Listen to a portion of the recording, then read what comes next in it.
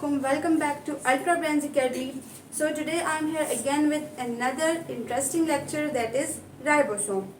So first of all, ribosomes are a type of organelles which are not that much famous, but I will just say that without them life will just shut down. Like they perform silent functions in the cell, right? In the last videos we have discussed about endomembrane system. We have discussed different parts of endomembrane system. We have discussed its function, that how all the organelles work coordinatingly inside the cell, making a system that is called endomembrane system. Clear? इसके बाद हम जो organelles discuss करेंगे, that is not a part of endomembrane system, that are other than that system. और ये जो organelles है ये भी सेल में अपना एक इम्पॉर्टेंट फंक्शन जो है परफॉर्म कर रहे होते हैं, इम्पॉर्टेंट रोल परफॉर्म कर रहे होते हैं. Clear?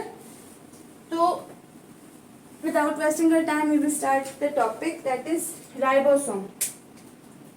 You may know about it.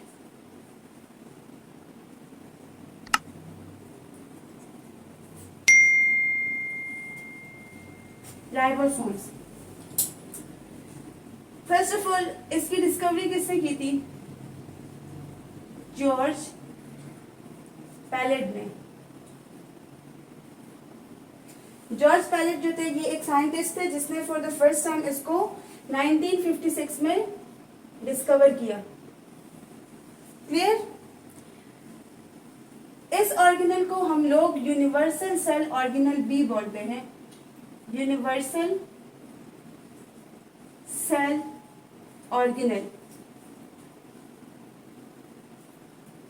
just because you can found it in any kind of cell present on earth surface.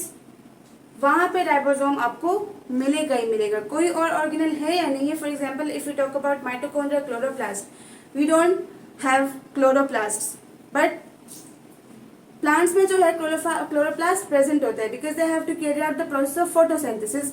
Clear? तो इस किस्म के कुछ ऑर्गेनल्स हैं. लाइसोसोम्स हम में है, प्लांट में नहीं है. क्लियर?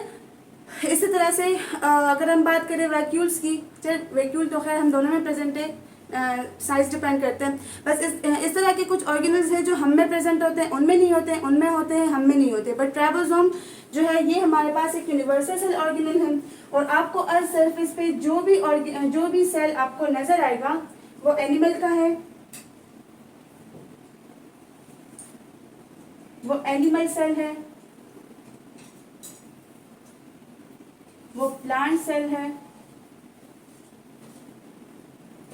वो कोई बैक्टीरियल सेल है, आर्की है. आर्की जानते हैं ना, इंसिस्टर्स ऑफ बैक्टीरिया, पहले भी मैंने बताया था. प्रोटिस्ट है, फंजाई है. ठीक है? तो जितने भी हमारे पास सेल्स प्रेजेंट है, जितने भी हमारे पास ऑर्गेनिज्म प्रेजेंट है, बैक्टीरिया जो कि एक सिंगल सेल ऑर्गेनिज्म होता है, लेकिन होता क्या है, ऑर्गेनिज्म ही होता है, सिंगल सेल से बना होता है, but that is a organism.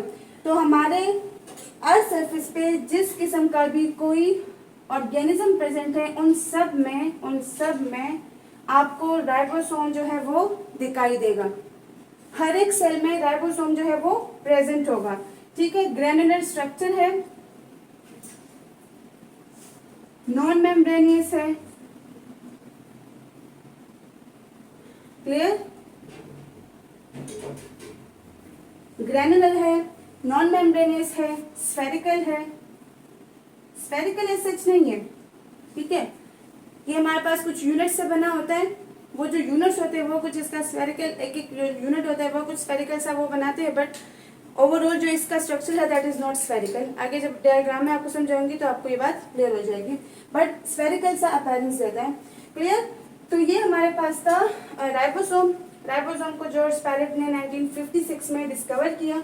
इसको हम लोग यूनिवर्सल सेल ऑर्गेनल कहते हैं, just because you can find it in any kind of organism present on earth surface. कुछ स्ट्रक्चर्स ऐसे हैं, देयर आर सम स्ट्रक्चर्स जो कि आपको हर एक ऑर्गेनिज्म में दिखाई देंगे.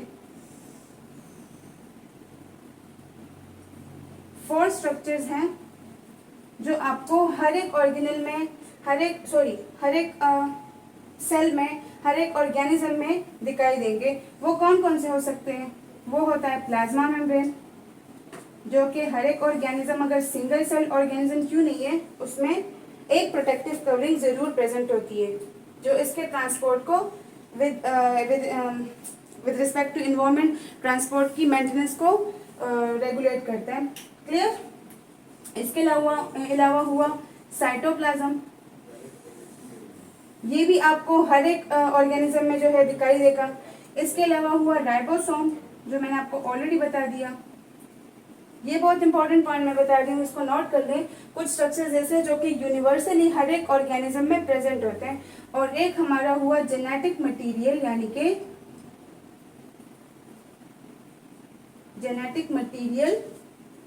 यानी कि डीएनए। क्लियर? तो प्लाज्मा मेम्ब्रेन, साइटोप्लाज्म, राइबोसोम और genetic material, these are 4 structures which are present universally in any kind of organism present on the earth surface. वो सिंगल सेल है, वो मल्टी सेलुलर है, वो सिंपल है, वो कॉम्प्लेक्स है, ये स्ट्रक्चर्स आपको वहां पे जरूर दिखाई देंगे। And among them ribosome is one of the important structure present in them, क्योंकि राइबोसोम करता है क्या है? प्रोटीन सिंथेसिस करता है। और प्रोटीन जो है, हमें पता है प्रोटीन की इंपॉर्टेंस का, कि ये किसी भी ऑर्गेनिज्म के लिए कितने इंपॉर्टेंट होते हैं। क्लियर हो गई ये बात? ओके, अब हम बात करते हैं इसके लोकेशन की। Now let's talk about its location.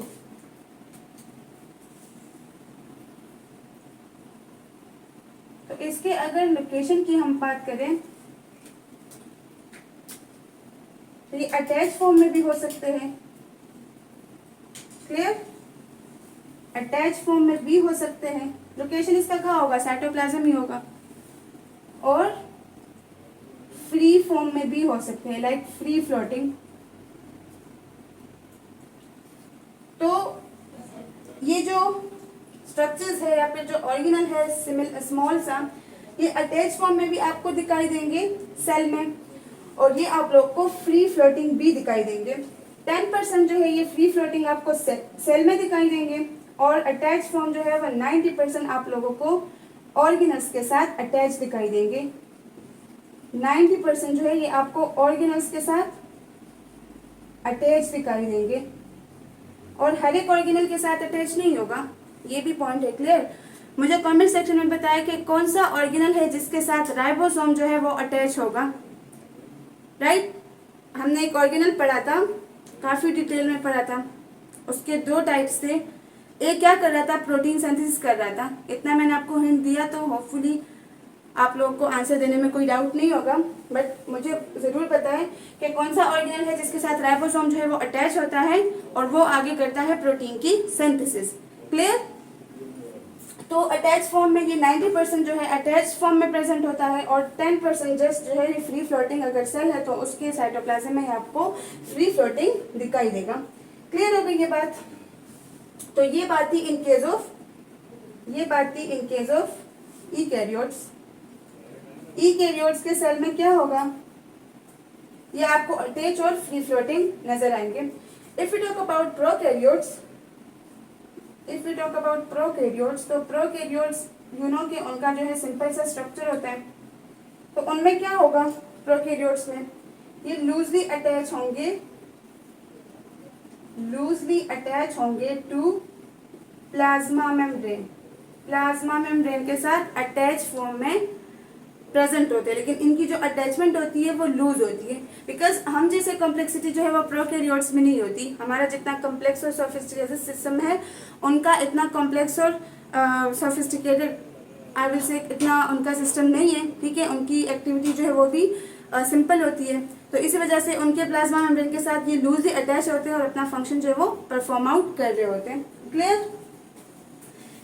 इसके अलावा अगर हम बात करें इसके कंपोजिशन की, if we talk about its composition,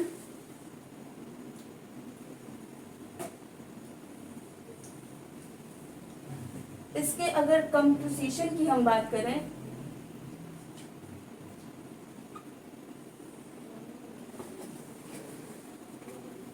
तो कंपोजिशन में ऑब्वियसली बात होगी यूकैरियोट्स की।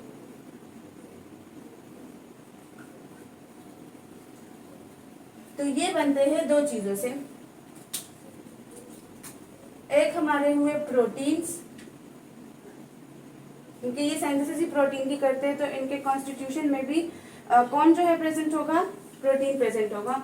और एक होते हैं राइबोसोमल आरएनए, और इन दोनों को मिलकर क्या कहते हैं, राइबो न्यूक्लियो प्रोटीन पार्टिकल्स। क्या कहते हैं इसको, राइबो न्यूक्लियो प्रोटीन पार्टिकल्स। असल में होता क्या है, ये हमारा सेल हुआ, इसके अगर हम सिंथेसिस की बात करें कि फॉर्मेशन इसकी कैसे होती है, और ये इसका हुआ न्यूक्लियस। क्लियर? यहाँ पे इसमें एक स्ट्रक्चर प्रेजेंट होता है जिसको हम बोलते हैं, अगर राइबोसोम की बात हो रही है तो वो स्ट्रक्चर क्या होगा, डू यू नो? ये हुआ न्यूक्लियस, ये हुआ सेल, और ये हुआ न्यूक्लियोलस, और ये सेल का क्या हुआ, साइटोप्लाज्म। तो अब होता क्या है कि यहाँ पे न्यूक्लियस के अंदर बन रहा होता है राइबोसोमल आरएनए, और बाहर हमारे साइटोप्लाज्म में बन रहे होते हैं प्रोटीन्स। क्लियर? ये जो प्रोटीन्स होते हैं ये इनसाइड द न्यूक्लियस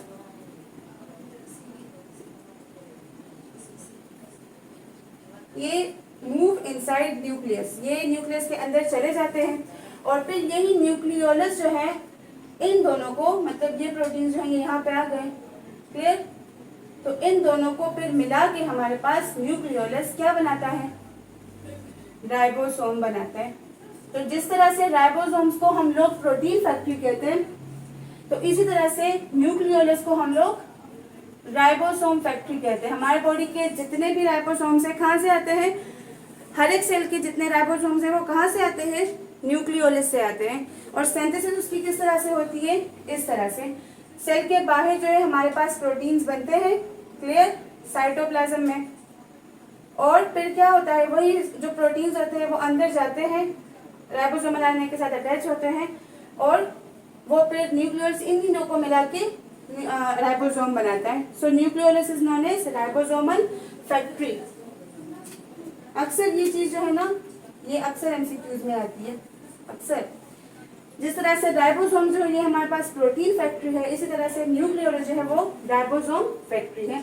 और यहाँ पे क्वेश्चन होगा कि ये प्रोटीन्स कहाँ से बनते हैं, तो ये हमारे पास साइटोप्लाज्मिक राइबोसोम से ही बनते हैं। क्लियर? वो या तो जिस ऑर्गेनल के साथ अटैच होते हैं वो बनाएंगे उसको, ठीक है, गोल्गी में उसकी मॉडिफिकेशन होगी, या जो फ्री फ्लोटिंग होते हैं वो बनाएंगे। क्लियर? तो ये आपको क्लियर हो गया, इसकी कंपोजिशन आपको क्लियर हो गई। इसके अलावा अगर प्रोकैरियोट और यूकैरियोट में हम इसकी बात करें, तो प्रोकैरियोट में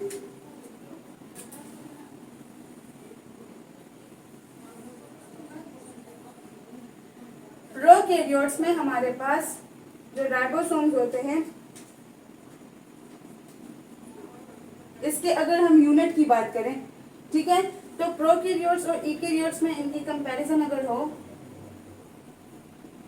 चलिए वहां ऊपर कर देते हैं ताकि आप लोगों को पॉइंट क्लियर हो जाए।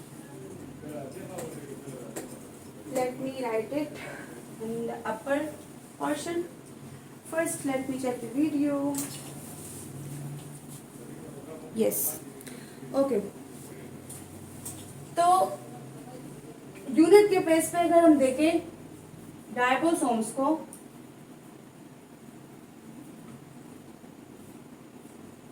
तो कुछ हमारे पास होते हैं प्रोकैरियोटिक ऑर्गेनिज्म। क्लियर? ये इंपॉर्टेंट पॉइंट बता रही हूँ, नोट कर लो इसको।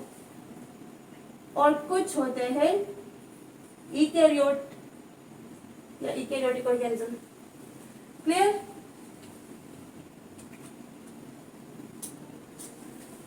थोड़ा सा आप लोग वेट करो, इसको मैं इसे हटा दूँ जी। तो कुछ हमारे पास होते हैं प्रोकैरियोटिक ऑर्गेनिज्म, कुछ हमारे पास होते हैं यूकैरियोटिक ऑर्गेनिज्म। प्रोकैरियोट्स में हमारे पास जो राइबोसोम्स प्रेजेंट होती है वो कितनी होती है, 70s।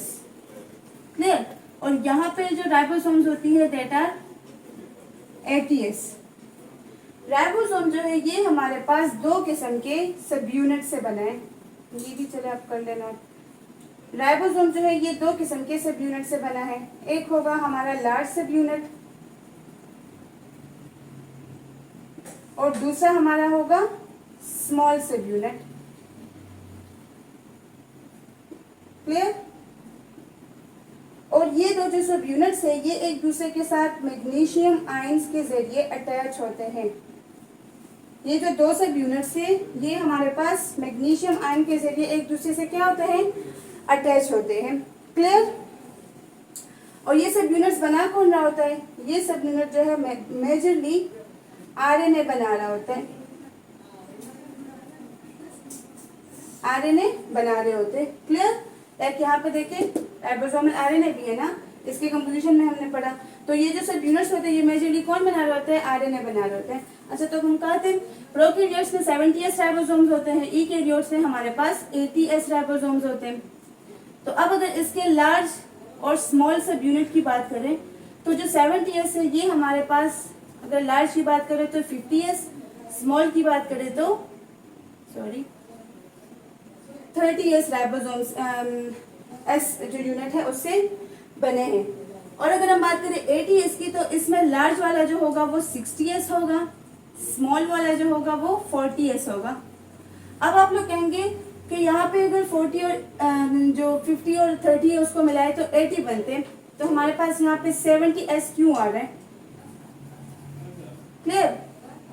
तो यहाँ पे क्या हो रहा है, हम लोग मैथ्स नहीं पढ़ रहे, we are studying biology, pure biology. यहाँ पे बात अगर होगी तो मास डेंसिटी इसके बेस पे होगी, मॉर्फोलॉजी, ठीक है, इस चीज के बेस पे बात होगी। Additive, this is not additive property. If you are talking that ribosome is 70s और 80s, ठीक है, और इसके सब यूनिट जो होता है 50 और 30 है, यहाँ पे तो 80 आ रहा है, देन 70s क्यों है, तो this is not additive property. ये कैलकुलेशन जो है ये हमारे पास सेडिमेंटेशन कोएफिशिएंट के बेस पे आई है। क्लियर? तो इस चीज में आप लोगों ने कंफ्यूज नहीं होना कि यहाँ पे हमारे पास 80 क्यों आ रहा है, तो ये 70s क्यों है। ये जो S यहाँ पे लिखा है इस लोगों को हम, इसको हम सेडिमेंटेशन कोएफिशिएंट कहते हैं, सॉरी इसको हम लोग स्वीडबर्ग यूनिट कहते हैं, स्वीडबर्ग, इसके साइंटिस्ट की वजह से इसको ये नाम दिया गया है, ठीक है, जब उन्होंने इस सेडिमेंटेशन को वो किया था। और ये जो 70s आ रहा है ये हमारे पास सेडिमेंटेशन कोएफिशिएंट है, सेडिमेंटेशन कोएफिशिएंट है इसका। ये कोई एडिटिव प्रॉपर्टी नहीं है कि इसको आपने ऐड किया तो 80s आ रहा है तो ये फिर 70s क्यों है। ये शेप, मास, डेंसिटी इसके बेस पे जो है इसकी कैलकुलेशंस होती है। क्लियर हो गई ये बात? और इसी तरह से अगर 80s राइबोसोम की हम बात करें तो उसका जो लार्ज सब यूनिट है वो 60s है और जो स्मॉल सब यूनिट है दैट इज 40s। यहाँ तक आप लोगों को क्लियर हो गया? यूनिट की समझ आ गई कि ये जो यूनिट है इसको हम लोग क्या कहते हैं, स्वीडबर्ग कहते हैं, ठीक है। ये यूनिट है किस चीज का, सॉरी रेट है किस चीज का, सेंट्रीफ्यूगेशन का। ये जो स्वीडबर्ग यूनिट है ये सेंट्रीफ्यूगेशन रेट को फाइंड आउट करता है। ये सेडिमेंटेशन सेंट्रीफ्यूगेशन रेट को फाइंड आउट करता है। और ये जो 70s हमारे पास आ रहा है दैट इज सेडिमेंटेशन कोएफिशिएंट। तो यहाँ तक क्लियर हो गया राइबोसोम के बारे में कि राइबोसोम्स जो है ये हमारे पास, इसको जॉर्ज पैलेट ने स्टॉप हो गया था, आई डोंट नो, इतना मैंने समझा दिया। चले इसको फिर से डिस्कस करेंगे। लास्ट वाला हमने कहाँ से एंड किया?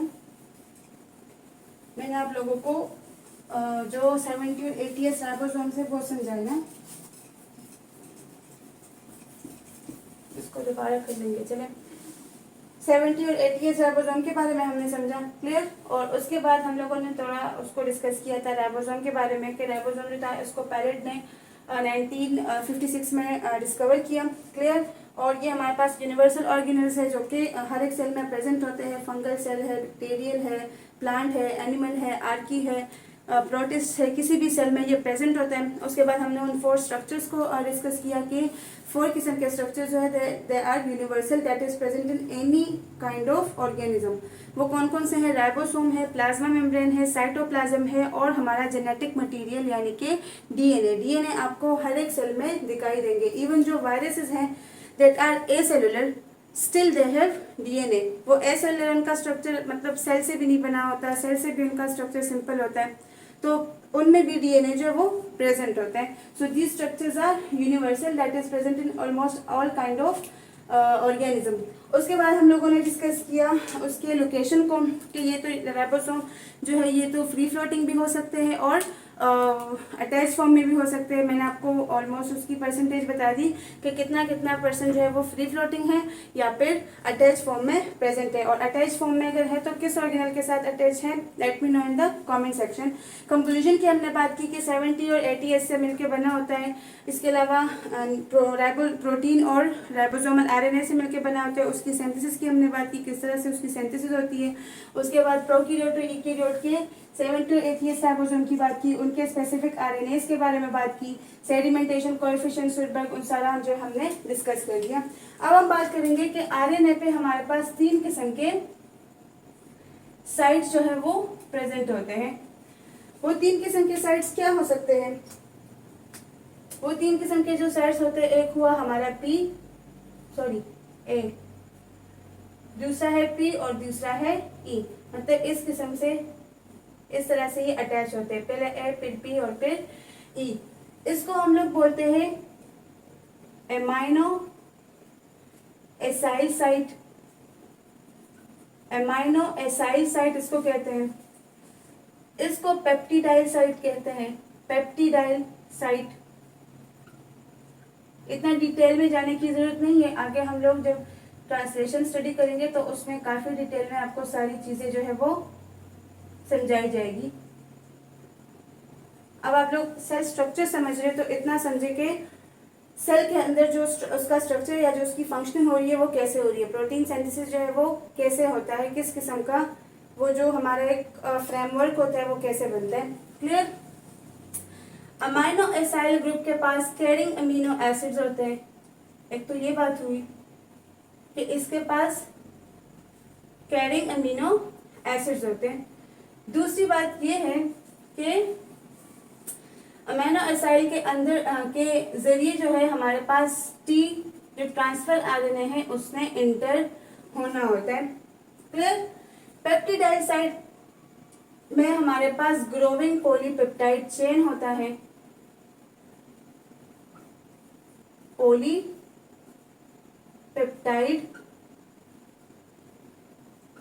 चेन होता है।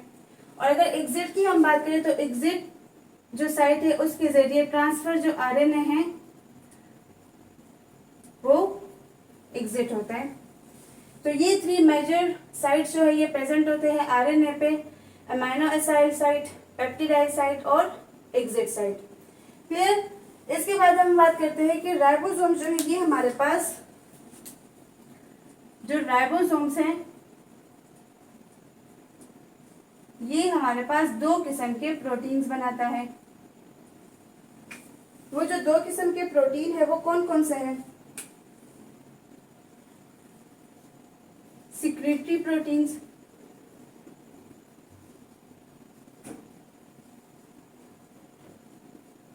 और नॉन सिक्रेटरी प्रोटीन्स।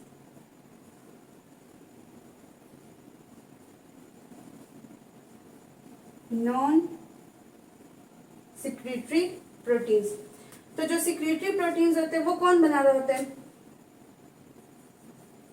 वो बना रहे होते हैं हमारा एंडोप्लाज्मिक रेटिकुलम के जो राइबोसोम्स होते हैं वो।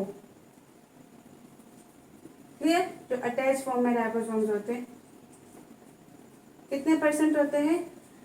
I have already told you. और जो नॉन सिक्रेटिंग प्रोटीन्स हैं तो वो साइटोप्लाज्म में जो फ्री फ्लोटिंग है वो बना रहे होते हैं। इसका भी मैंने आप लोगों को परसेंटेज बता दिया है। अगर आप लोगों ने अच्छे से मेरे लेक्चर को समझा हो तो आपको इसका परसेंटेज जो है वो याद होगा। और मैं आपको हर एक पॉइंट के साथ बता रही हूँ क्योंकि मैं आपको बहुत इंपॉर्टेंट पॉइंट्स बता रही हूँ। Still I am repeating, if you are MDCAT students तो these points are very much important for you. ये वाला जो पॉइंट है ना, अक्सर एमडीकेट में इससे क्वेश्चन आ जाता है कि सिक्रेटरी जो प्रोटीन्स है वो अटैच राइबोसोम्स बनाते हैं या free floating ribosomes. So you must know कि किस किस्म के राइबोसोम जो ये हमारे पास सिक्रेटरी प्रोटीन्स को बना रहे होते हैं। क्लियर? अब हम राइबोसोम के स्ट्रक्चर को समझते हैं, थोड़ा सा डायग्रामेटिक ओवरव्यू हो जाए।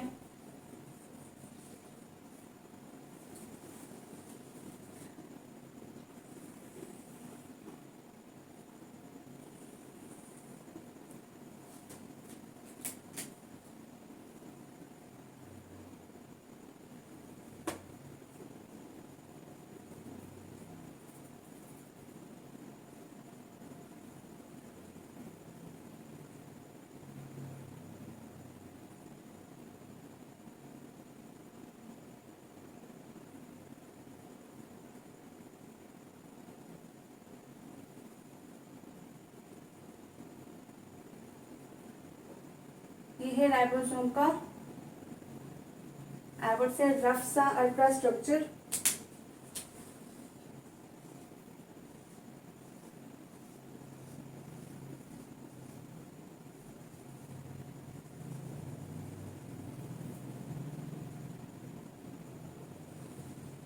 क्लियर?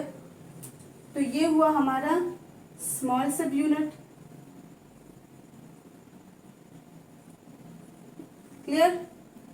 ये हुआ राइबोसोमल आरएनए, ये हुआ मैसेंजर आरएनए, ये हमारा है ग्रोइंग पॉलीपेप्टाइड चेन। क्लियर? ये है incoming amino acids, incoming amino acids. और ये हुआ हमारा, हाँ ये हुआ हमारा लार्ज सब यूनिट। लार्ज सब यूनिट। और ये जो लार्ज और स्मॉल सब यूनिट है, ये एक दूसरे के साथ, मैंने पहले भी बताया, एमजी आयन के जरिए अटैच होते हैं। मेजरली किस चीज से बने होते हैं? आरएनए से। क्लियर? और आरएनए का मैंने आपको बता दिया 70s में जो 2 सब यूनिट्स है उनमें भी आरएनए की कंपोजिशन बता दी, और जो 80s में 2 सब यूनिट्स है उनमें भी आपको आरएनए की कंपोजिशन मैंने आपको बता दी। तो ये जो 2 हमारे पास सब यूनिट्स होती हैं, ये मेजरली किस चीज से बनी होती है?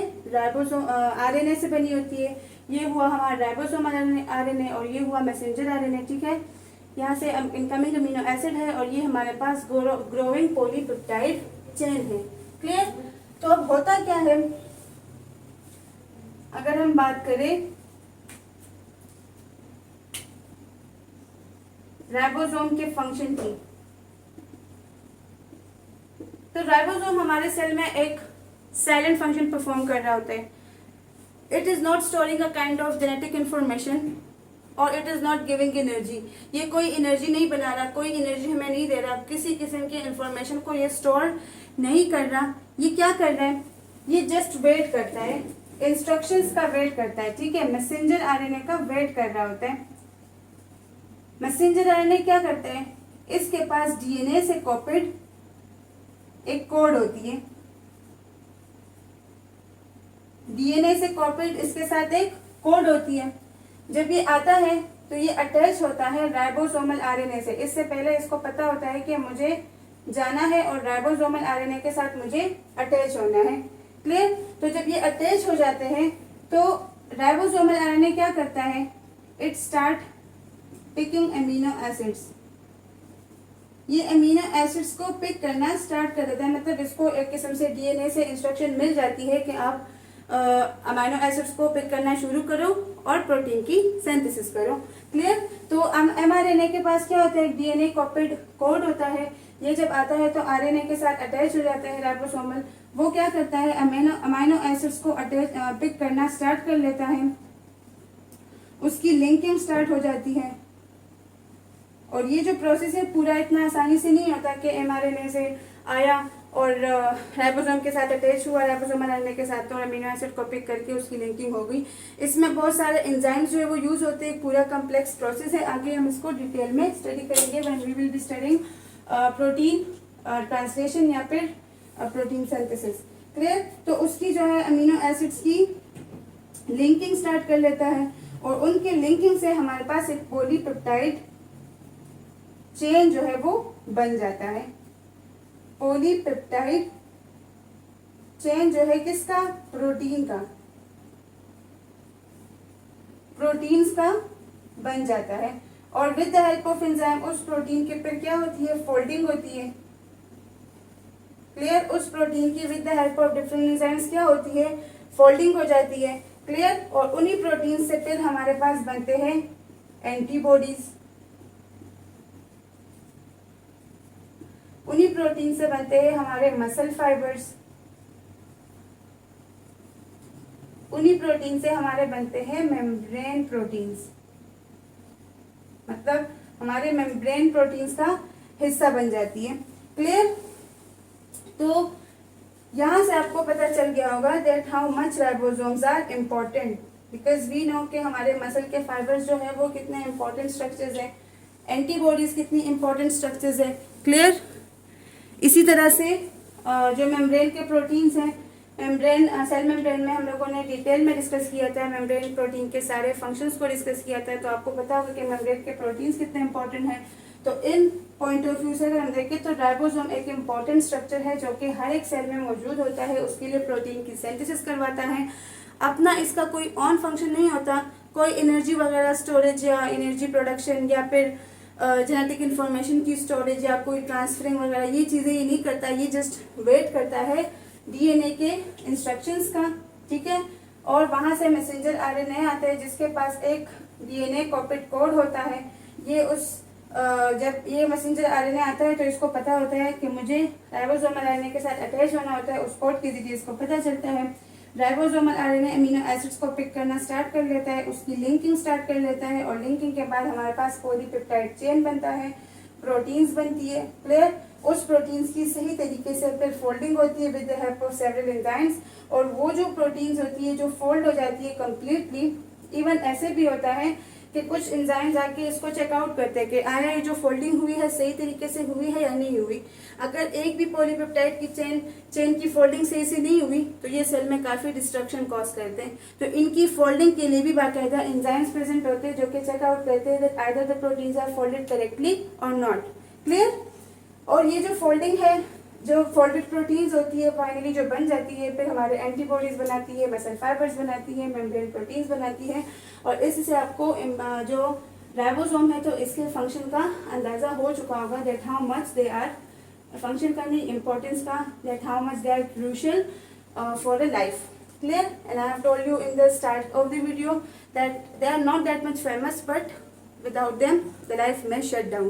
क्लियर, तो इसी तरह से सेल में थाउजेंड्स ऑफ राइबोसोम जो है वो प्रेजेंट होते हैं, और हर एक राइबोसोम जो है एक स्पेसिफिक इंस्ट्रक्शन के के अंडर जो है वो काम कर रहा होता है। क्लियर, डीएनए से जो इंस्ट्रक्शंस आती है तो हर एक राइबोसोम के लिए स्पेसिफिक इंस्ट्रक्शंस होती है, उसके जरिए जो है वो काम कर रहे होते हैं।